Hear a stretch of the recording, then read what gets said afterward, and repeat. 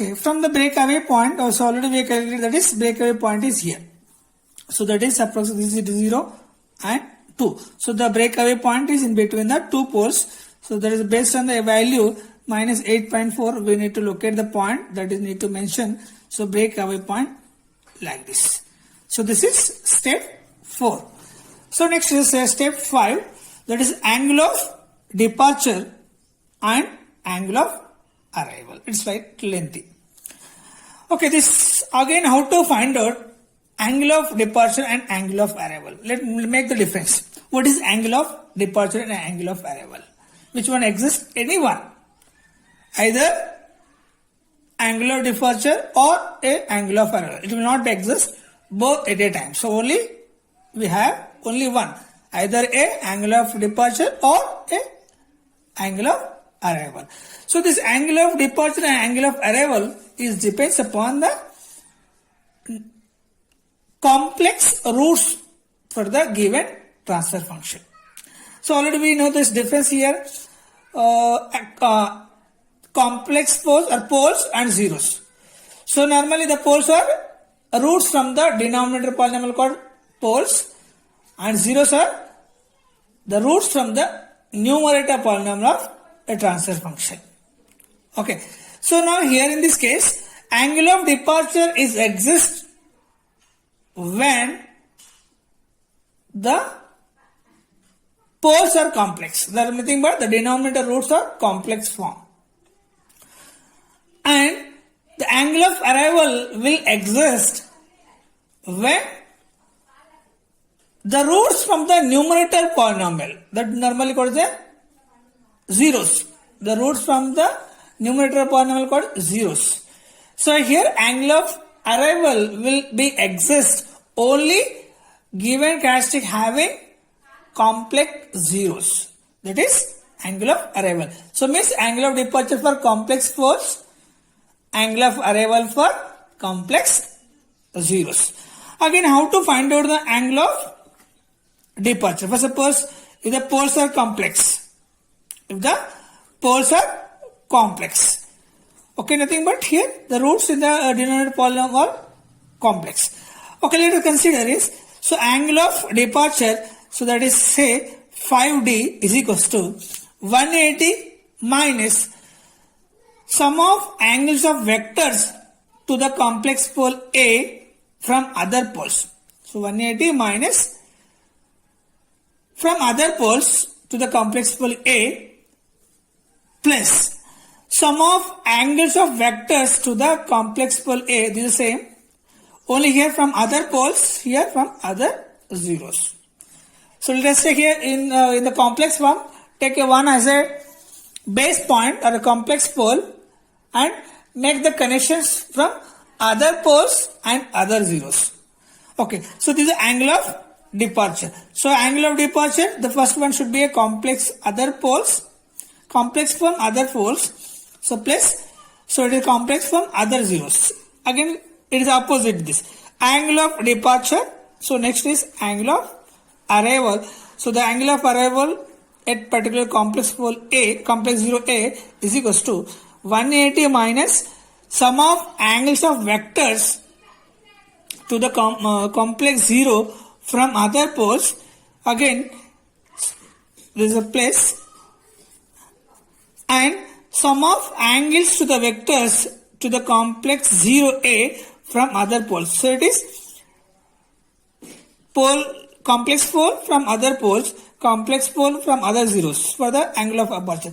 Again, angle of arrival for the complex pole A from other zeros, complex 0 from other zeros. So just please let us see one example. So how to find out the angle of departure? Let us consider, for suppose example. So we have a 4 poles. So one pole is here. Okay, this is here, here and here and here. So this is A and A plus B. These are the two complex poles.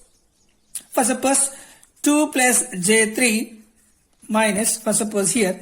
So it is minus 2 minus Z. So it is, we can say minus 2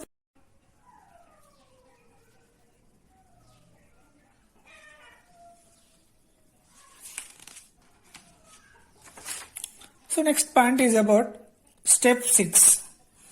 To find out the point of intersection of root locus on imaginary axis. So this point of intersection is also called as a crossover point, which exists on imaginary axis. Root locus on the real axis, point of intersection on imaginary axis. Okay, for the determination of the point of intersection, we have two approaches. So one is using Routh-Hurwitz criteria. So another one is by using simple trial and error approach. Okay, so let us consider, suppose we have one example. So g of s equals to k upon s into s square plus 4s plus 13. From this we have a characteristic equation, that is this is an open loop transfer function. This is a characteristic is nothing but here. This is for the denominator of closed loop transfer function. This is a characteristic equation for this one is s cube 4s square plus 13 plus k is equals to 0. Simply put s is equals to j omega. So this is s term, so s is equals to j omega. Substitute the value in place of s is equals to j omega. Simplify, so we get the real parts, so imaginary part, and we are having imaginary parts. Okay, after simplification, so we are having, so j cube is minus 1, it is j cube. So you can write here square is minus 1. So j cube is, you can write is minus j cube. So j cube, you can write this minus j. So we can write here j cube, we can write j square into j. J square is equals to minus 1. We can write this minus j. So j square is equals to minus 1. J square is equals to always is a minus 1. So minus j we can write here. Similar way here, j square is minus, it is 4 into j omega. So j is as it is place equals to 0. So this is a imaginary part, this is a real part. Okay, so comparing the equating on both sides, a real part and imaginary part. So this side will be real part, imaginary part will be 0. So we can write here, this imaginary part equating to 0. So this will get here, and this particular real part. So real part minus omega square plus k is equals to 0. So k into 52. Simplification we get the k2. And here we get the w, after simplification we get the w is equals to 3.6. This is normally called as a crossover point, or you can also call this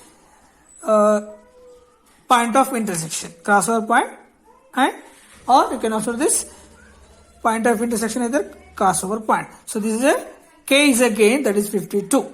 So after simplification, now you can also do the simplification. This will simply have a shortcut.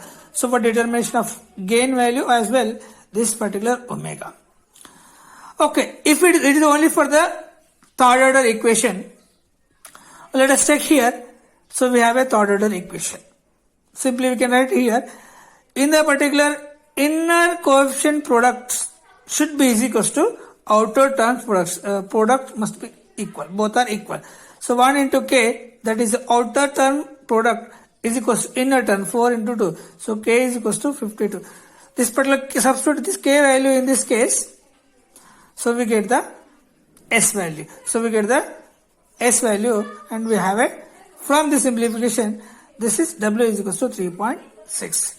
For any transfer function, if it is a simple poles, it is a complex poles, or if it is a complex zero, whatever it is, simply you have to substitute s is equals to j omega and simplify, and you will find out the gain value as well as the omega. So nothing but this is called the point of intersection or crossover point. So this all step gets over. That is up to first step to sixth step. This is first step to sixth step. The last step only you need to complete the sketched complete line. There is no any calculations. So based on the above 6 steps, we need to find out the values. We need to draw a root locus. Let me see with one example how to draw a root locus. Let us see. So till now we have discussed in detail procedure how to calculate different values, step by step procedure, that is 1 to up to first to 6 steps So using different formulas, different relations. So here considering one example, construction of a root locus for a system having a open loop transfer function g of s is equals to k upon s into s square plus 4s plus 13. By using above steps, I have written shortly, I have calculated the values. In step 1, that is the location of poles and zeros. That is nothing but from the given open loop transfer function, have a 3 poles, one is 0. So one complex pole is -2 plus j3, it is -2, -3. Second step is about root locus. And step 3, so by using above formula, so I have calculated the angle of asymptotes, that is plus 60, minus 180, so plus 180, minus 60, it is plus 300. Plus 60, plus 180 degree, plus 300 or minus 60. We can write in both the ways. And the common point, the centroid. So by using formula, so that is summation of poles minus summation of zeros upon poles minus zeros. So that after simplification I got, it is the centroid is minus 1.33. And step 4, that is breakaway point and break-in point, that is here s is equals to minus 1.33 plus j 1.16. Have a one complex point. So next one is the fifth step, that is angle of departure. In a given problem, have a complex poles, that I have calculated the angle of departure. So for the complex pole, we will get the angle of departure. Okay, if in case these are only pure real poles, so you need to write here, there is no angle of departure and angle of arrival. You have to write the given statement. Okay, so next the sixth step here, so we have to find out the point of intersection by using Routh-Hurwitz criteria. So we can write it as here with the help of trial and error method. We have determined the value is 3.6, that is omega, and the gain is k is equals to 53. So for the above values, we need to draw a plot. Okay, these are roughly we have calculated here, the values we have calculated. Let us consider a, but examination point of view, in examination you need to use ordinary graph sheet. So for the root locus, generally we use the ordinary graph sheet. Okay, next topic we are having, that is a Bode plot. In that case, generally we use the semi-log graph sheet. Here we are using a ordinary graph sheet. I am roughly drawing in the paper, but while drawing yourself, need to use the ordinary graph sheet. Okay, so as per step 1, okay, before that, so first we need to write the question. What question you are writing? This is here, a root locus. Question number, what is the question number you have given in the question paper? So root locus, so given transfer function, this one here, k upon s into s square plus 4s plus 13. So first heading you have to write. Don't forget to write the question number, that you have to write clearly. You need to mention the top corner, that is root locus for the given transfer function with this question number. So next, after collecting the graph sheet, first you need to prepare a scale. So based on the values, so you need to prepare scale on x-axis and scale on the y-axis. So this is one unit is equals to this one, like that you have to prepare. That you know very well. Okay, so next here you need to mention, you need to draw a vertical line, that is the imaginary axis and a real axis. So this is a complete S-plane.